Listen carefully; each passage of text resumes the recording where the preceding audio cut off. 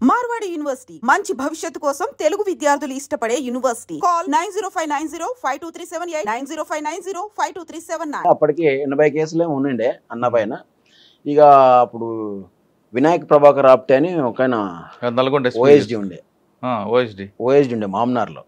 ఆయన ఒకటే అడుగుతుండే, చెప్పన్నా చెప్పు, అన్నం తీసుకురా, బయటికి తీసుకురా, మేము ఉన్నాము, ఏం కానియం అది ఇది అని చెప్పేసి అంటే ఆయన ఎస్పీ బాలసుబ్రహ్మణ్యం ఉండే ఎస్పీ. అప్పుడు వాళ్ళిద్దరు బాగా ఇబ్బంది పెట్టి నన్ను తీసుకురా అంటే అన్న అనుకోకుండా ఒకసారి హైదరాబాద్లో మా రిలేటివ్ దగ్గర ఒక ఫోన్ కాల్ లింక్ పెట్టుకొని బయటకు వచ్చేసి ఆయన బెంగళూరులో పోయి ఉన్నాడు. ఆ ఫోన్ కాల్ వల్ల మన వాళ్ళు కలవడం వల్ల ఫోన్ కాల్లో నేను బెంగళూరు వెళ్ళాల్సి వచ్చింది. అప్పుడు నేను అమ్మని తీసుకొని బెంగళూరు పోయి మాట్లాడి అంతా చేసి, సరే ఇప్పుడు మనకి ఇన్ని కేసెస్ ఉన్నాయి, ఇప్పుడు నేను వచ్చి సరెండర్ అయ్యేది ఏంది, అవసరం లేదు, మనకు ఇబ్బందులు చాలా అయితే తిరగలేము, నీవే ఎన్నో ఇబ్బందులు పడి తిరుగుతున్నావు కదా అంటే సరేలే అని చెప్పి ఆ విషయాన్ని అనుకోకుండా మాట్లాడి ఎస్పీ దగ్గర మాట్లాడితే మేము కేసులే లేకుండా సరెండర్ చేస్తాము అనే లెవెల్లో మాట్లాడి ఆయన్నే వినాయక్ ప్రభాకర్ ఆప్టే బాగా క్లోజ్ అయిపోయింది నా దగ్గర. వాళ్ళు ఆ నుంచి కిషన్ సార్ ఉంటాడు, కిషన్ సార్ కూడా ఉండే కొత్తకోటలో. ఆ సార్ వీళ్ళంతా ప్రోత్సాహంతో సార్ బాగా హెల్ప్ చేసిండు మాకు. కిషన్ సారు, తర్వాత వినాయక్ ప్రభాకర్ ఆప్టే సారు కొంచెం. ఆ నుంచి పోయి ఇక నన్ను బెంగళూరుకు పోయినాం. వీళ్ళు పోలీసు వాళ్ళు వచ్చారు నా వెంబడి. బెంగళూరులో అన్న ఏడ ఉంటాడో అడిగి పోయి మాట్లాడి తీసుకొని వచ్చేసినాం. ఏం కాదు, సరెండర్ చేస్తామని తీసుకొచ్చారు. మాట ఇచ్చారు, అదే మాట నిలబడ్డారు పోలీసులు. నిలబడ్డారు. ఎస్పీ బాలసుబ్రహ్మణ్యం, వినాయక్ ప్రభాకర్ ఆప్టే వీళ్ళు ఇద్దరు కలిసి మాట ఇచ్చి వీళ్ళని పంపిస్తే తీసుకొచ్చి సరెండర్ చెప్పారు. సరెండర్ అయిన తర్వాత ఆయన ఫస్ట్ నుంచి కూడా కొంచెం స్కూల్ పెట్టాలనే ఆలోచన, స్టడీలో బాగుంటుండే కాబట్టి అదే ఆలోచనతోటి స్కూల్ పెట్టేసాడు. అని మీరు బయటకు వచ్చారు అమ్మ మీద మమకారంతో. వచ్చిన తర్వాత ప్రజలందరూ మిమ్మల్ని చూసి మాజీ నక్సలైట్ అని భయపడ్డారా, లేదు మనవాడే అని చెప్పి మీకు ఆదరించారు? నేను ఊర్లోకి రాగానే ఏమైంది సార్ అంటే, ఒకటి ఎన్కౌంటర్ జరిగింది కల్వకుర్తిలో. అశోక్ అన్న చనిపోయాడు. అశోక్ అన్న వెంబడి ఇంకొక దళ సభ్యుడు చనిపోయాడు. అయితే మన వాళ్ళు పోయి చూసి ఏమైనారంటే, ఆనంద్ చనిపోయాడు, ఈయన ఆనందే అని చెప్పేసి అని పోలీసులకు చెప్పారు. అసలు ఈ ఆనంద్ ఎవరు అని చెప్పేసి అని ఎస్పీ సీరియస్గా తీసుకొని ఇంటికి పంపించిండు. అప్పుడు నేను బయటికి రాలే, అప్పుడు నేను అండర్ గ్రౌండ్లోనే ఉన్నా, కొరియర్గా చేస్తున్నా. నాకు కూడా తెలియదు.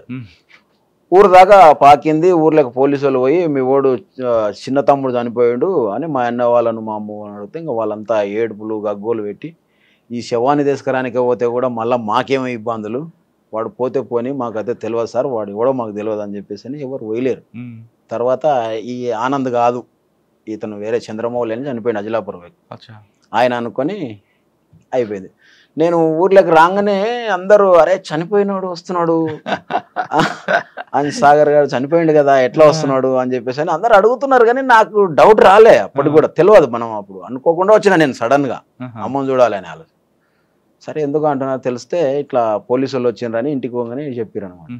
చనిపోయిన కొడుకు కళ్ళ ముందు కనబడితే అమ్మ రియాక్షన్ చాలా ఆనందపడ్డది. అసలు ఇంకా ఆమె ఇంకా హౌదులు లేవు, వాళ్ళ తమ్ముళ్ళ దగ్గరికి తీసుకొని పోయింది వాళ్ళ ఊరికి. వీనైతే వదలకాకండి, వీని ఇక్కడనే కట్టేయండి, వీడు పోతే దొరకడు అనే ఆలోచనతో, అంటే ఆ ప్రేమలా అట్లా చేస్తుంది అనమాట. అంటే మీరు బయటకు వచ్చారు, మీరు అన్న. అప్పటి నుంచి ఇప్పటి వరకు సాధారణ కొంతమంది నక్సలెట్లు రియల్ ఎస్టేట్ దందాలు చేసుకుంటూ సెటిల్మెంట్ చేసుకుంటూ కనిపిస్తుంటారు. అందరూ అలా కాదు, కొంతమంది మాత్రమే. కొంతమంది ఇప్పుడు కూడా పార్టీ నేర్పిన క్రమశిక్షణతోని అదే మాట మీద నిలబడి ప్రజల కోసం పనిచేసే వాళ్ళు ఉంటారు, మీలాంటి వాళ్ళు కొంతమంది. మీరు ఆ దారి ఎత్తుకోకుండా ఈ దారిలోకి ఎందుకు వచ్చారు? అంటే ఈరోజు ఈ ఉన్నటువంటి వ్యవస్థ చాలా ఘోరంగా ఉంది. చిన్న చిత్క వాళ్ళను కూడా ఇబ్బందులు పెట్టి లేనిపోని సమస్యలు ఇరికిచ్చే లెవెల్కి వచ్చేసారు. అటువంటి టైంలో మనకి ఎందుకు, మనం వచ్చినాం కదా బయటికి, మనం ఏందో మనం వద్దనుకున్నాం. పార్టీ ఎప్పుడు ఎల్లవేళలా అది పవర్ఫుల్లే. ఎవరికైతే సమస్య వస్తాడో వాడు మళ్ళీ నక్సలైట్ అయితేనే ఉంటాడు. ఇప్పుడు మేము ఆగిపోయినామని కాదు, అది ఎల్లకాలం పుడుతూనే ఉంటుంది. దాని జోలికి మనం పోవద్దు. మనం వద్దనుకున్నాం, సరెండర్ అయినాం. మన భవిష్యత్తు ఏందో మనం మంచిగా బతకాలి, కానీ వేరే ఎటువంటి ఏ దానికి కూడా పోవద్దు అని చెప్పేసి అని మా కుటుంబం జీవనాధారం కోసం బతుకుతున్నాం. అంటే మాకు శాతగాక బయటకు వచ్చినట్లే ఒక రకంగా చెప్పాలంటే. నల్లమల్ల అనగానే ఒకప్పుడు పీపుల్స్ వారికి పెట్టిన కోట అది. అటువంటిది నల్లమల్ల పూర్తిగా పార్టీ వెళ్ళిపోవడం మీరు ఏ విధంగా అర్థం చేసుకుంటారు? అంటే అంటే ఈ ప్రజలకి ఫారెస్ట్ వచ్చేసి చాలా చిన్న ఫారెస్ట్. శ్రీశైలం నుంచి కర్నూలు ప్రకాశం వరకు ఉంటుంది ఫారెస్ట్. చాలా చిన్న ఫారెస్ట్ కావడం వల్ల వీళ్ళు పోలీసులు జల్లెడ పట్టడానికి చాలా ఈజీ అయిపోయింది. తర్వాత రాను రాను మేము సరెండర్ అయిపోయిన తర్వాత కొంత ఏమైపోయిందంటే ఈ మాజీలను తర్వాత మిలిటెంట్లను కొంతమందిని తీసుకుపోయి పోలీసు వాళ్ళు మొత్తం అడవిని ఎక్కడ ఉన్న జల్లెడ పట్టేసి ఎక్కడెక్కడ ఎట్లా తిరుగుతారు ఏంటిది అనేది తెలిసేసుకున్నారు. ఆ నుంచి ఏంటంటే మామూలు వాళ్ళని అందరినీ కూడా బయటికి తీసుకొచ్చి సరెండర్స్ చేయించారు. కొంచెం పై స్థాయి ఉన్న వాళ్ళని ఎన్కౌంటర్లు చేసి చంపిండ్రు డిపార్ట్మెంట్. అట్లా ఇక్కడ ఎవరు కూడా మిగలలేకపోతున్నారు. అందుకని అందరు ఇప్పుడు ఏఓబి సైడు వెళ్ళిపోయినారు చాలామంది. అంటే మీకు మాజీ నక్సలైట్ అనగానే ఒక ముద్ర ఉంటుంది, ఆ, అది ఒక విధంగా గౌరవంగా చూపిస్తారు. కొంతమంది దాన్ని చెడుగా కూడా మార్చి ఉంటారు. ఆ. చెడుగా చూపించిన సంఘటనలు వచ్చాయా, అలా గౌరవప్రదంగా ఉన్న సంఘటనలు ఎదురుపడ్డాయా? రెండు ఉంటాయి సార్. బయటికి రావడంతో ఏంటంటే చెడు ఉంటుంది, మంచి ఉంటుంది. ఇప్పుడు ఎవరికి కూడా అందరు ఈయన మంచి అని అయితే ఏం అనుకోరు. అసలు యాక్చువల్గా ఏంటంటే దళంలో ఉన్నప్పుడు ఉన్నంత ఆనందం మాకు బయటకు వచ్చినాక లేదు. ఎందుకంటే దాంట్లో ఎంతో మంది ప్రాణాలు పోగొట్టుకుంటున్నారు, ఎంతో మంది పోతున్నప్పుడు మేము ఒకసారి అనిపిస్తుంది మేము ఎందుకు బతికినాం అన్నట్లు ఆ ఫీలింగ్ కూడా వస్తుంటుంది. ఇక బయట ఎన్నో సమస్యలు, బాధలు, బతుకులు ఒక్కొక్కరు ఓలాగా మాట్లాడడం, వీడు శాతగాక వచ్చింది అనుకోవడం, లేకపోతే వీడు ఏదేదో చేస్తున్నాడు, ప్లాట్లు అమ్ముతున్నాడు, రియల్ ఎస్టేట్ చేస్తున్నారు, ఈ విధంగా అంటుంటారు. ఇంకా మనం అంటే ఎవరికి పార్టీకి నష్టం కలిగించకుండా, తర్వాత పోలీసులకు నష్టం కలిగించకుండా అందరినీ కంట్రోల్ చేసుకుంటే ఎట్లనో బతికి ఈరోజు బయటపడ్డాం. ఇప్పుడు ఏంటంటే కొంచెం ఫ్రీనెస్ వచ్చింది, ఉంటున్నాం హ్యాపీగా అంతే. కానీ కొంతమంది బయటకు వచ్చాక హత్యలు గురవడం జరుగుతుంటాయి కదా మాజీలు. అవును, అటువంటి చూసినప్పుడు ఏమనిపిస్తుంటుంది? అంటే ఏదైనా తప్పు దోవలో ఉన్నటువంటి వాళ్ళకు మాత్రమే తప్ప ఎవరికి కూడా హత్యల వరకు అయితే రాలే. మాజీలు మస్తు మంది సరెండర్ అయ్యారు, బతుకుతున్నారు. ఎవరి దారిలో వాళ్ళు బతికిన వాళ్ళు మంచిగానే ఉన్నారు. ఇక కొంతమంది బయటికి వెళ్ళి ఆశలకు ఎక్కువ పోయిన వాళ్ళు కూడా ఇబ్బందులలో పడిపోయారు తప్ప వేరే ఎలాంటిది అయితే ఏం లేదు. అనిపిస్తుంది, బాధ అనిపిస్తుంది. చనిపోతుంటే అరే అందరం కలిసి పని చేసినాం వెనుకటికి, ఇట్లాంటి వాళ్ళల్లో ఈ విధంగా కనుమరుగవుతున్నారు కదా అని చెప్పేసి అని బాధ అనిపిస్తుంది. అంతెందుకు మనం ఏమంటే తిరిగిన వాళ్ళు ఎంతోమంది అమరులు అయిపోయారు. ఈరోజు మనం బతికి ఉండి ఎందుకు బతికినామా, అసలు దాంట్లోనే ఉండి మనం కూడా చనిపోతే ఎంత మంచిగా ఉంటుండే అని కూడా అనిపిస్తుంటుంది. నక్సల్స్ అనగానే, మాజీ అనగానే మనకు ఫస్ట్ వచ్చే పేరు నయీం. నయీం ఎప్పుడైనా ఎదురుపడ్డాడు మీకు? నయీం జైల్లో ఉన్నప్పుడు బాగా పరిచయం. ముషిరాబాద్ జైల్లో అన్నయ్యంబడి ఇద్దరు ఉన్నారు, చాలామంది ఉన్నారు. అప్పుడు నయీం కూడా ఉన్నాడు.